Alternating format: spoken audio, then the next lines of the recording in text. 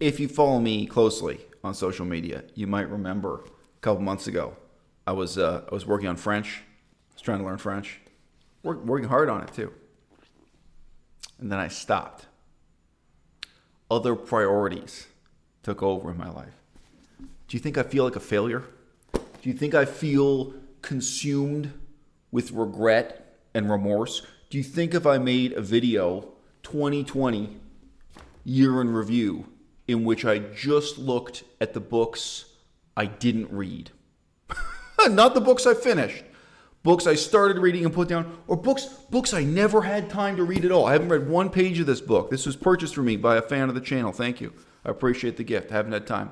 Sitting on the shelf. And you know what? I'm passionate about this book. I'm really interested about what's in this book. It's about the history of ancient Greece. It's possible I'll never have time to read it. It's possible it's going to sit on the shelf until the day I die. Do you think I feel like a failure? Having ambition, trying, these things inevitably involve failure. Even if it's just because you have other priorities, other ambitions, where you start to place your efforts, where you start to place your hopes and expectations, where you try to succeed. So look, guys, a lot of people of all ages have no idea what it's like to live with ambition this way, right? To be constantly learning, to be constantly becoming a better person, frankly, even if you fail every single time. Like you can fail and fail and fail, and in the end you still win, because guess who you get to be? You guys remember this? I started a research project on Central Asia. So this is dealing with the history of countries like Uzbekistan, Tajikistan, Kyrgyzstan, and then their connection to China. Yeah, the title of this one says it all. China marches west. This is about the real history of what's now called Xinjiang, right? Xinjiang, China, it's in the news a lot, but the people who work for the newspapers, they haven't read even these two books, and we didn't just buy these two, we bought several more. Started a research project, History of Central Asia and Western China, or Xinjiang, right? I barely read 50 pages out of those books. Other priorities took over. Do you think I feel like a failure? Think I failed? Think I'm filled with regret?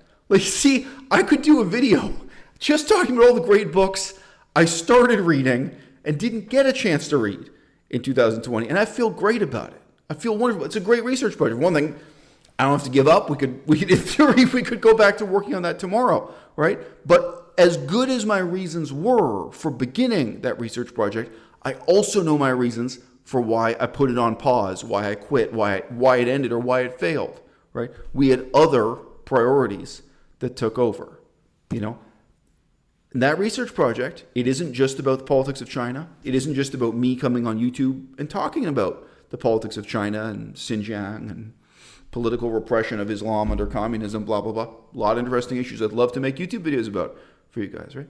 One of the other reasons we started that research project was, you know, when we talk about politics, me and my girlfriend, on seemingly every topic pertaining to the politics of Europe, Canada, the United States, India, Southeast Asia, China, Japan, on seemingly every topic, I've already done so much research that we never really talk as equals. I've got years and years of prior research experience, and this was something we could research where we would both be starting on page 1, chapter 1. Like, okay, we can do this research project where we both learn about Xinjiang, Western China, Central Asia, and we talk about it, and we're talking on the same level because it's all new to me also. This is an area in which I also am really ignorant. I'm really building my way forward. So there's a personal component to it. There were also personal reasons why we stopped, right? We started to get interested in the possibility that Melissa would go to business school, get an MBA, and I started to get interested too. I'm interested, but I'm skeptical. Started doing research about MBA programs that led to research about CFA programs, okay? So this is stuff related to stocks and bonds, financial instruments, however you want to put this, right? This is a great book if your gym is closed due to coronavirus. Totally endorse it. A lot of entertainment as a book, and in terms of, heavy lifting. And, that research project could end in a number of ways. It certainly could end with, the saddening discovery that there really aren't any universities in Canada worth going to for an MBA, that there aren't any universities in Europe or the United States in terms of the cost benefit. A lot of the findings of that kind of research in my life have been negative, but it could be something that opens up a positive opportunity for Melissa, could be something that opens up a positive opportunity for me. Do I regret that I stopped reading, I stopped researching other things to work on this? Do I regret that right now I don't have time to read Polybius? I don't have time to read Aristotle's Rhetoric. I really look forward to reading them. They're very meaningful to me. I've read a very small percentage of them. I don't have time to read Sun Tzu. I'm really happy to have the English translation of Sun Tzu finally. That I stopped working on these things in large part because I wanted to take some time to write a book of my own. Right? I'm currently in the process of finishing the manuscript for No More Manifestos, the first book I've written for adults in many years. I've written some children's storybooks. And you know what? If I were doing this, if I were making a video, books I didn't read in 2020, it's not just MBA and working on the stock market that's tempted me.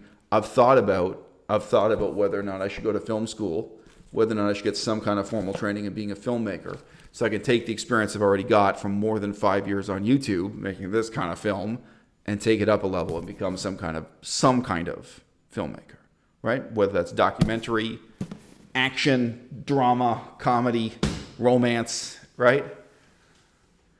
The books I haven't read, the failures in my life in this way, are a tremendously positive part of my life.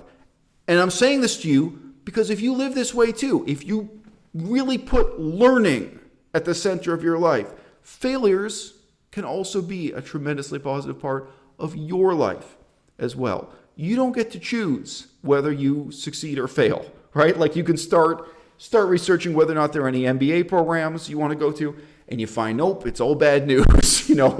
I put many years into researching Buddhism, and I was expecting to be able to get a master's degree and a PhD in Buddhist philosophy, Buddhist history. And in the whole world, Asia, Europe, North America, there wasn't a single university anywhere where I could proceed any further with that education. I know what it is to put a lot of time and a lot of effort into research, into learning, and then to come up in the end with a failure, right? But you don't get to choose the outcomes. You don't get to choose whether you win or lose, whether you succeed or you fail. What you get to choose is the type of person you want to be. And it's through these efforts, it's through trying, it's through learning. Precisely this, makes you who you really are.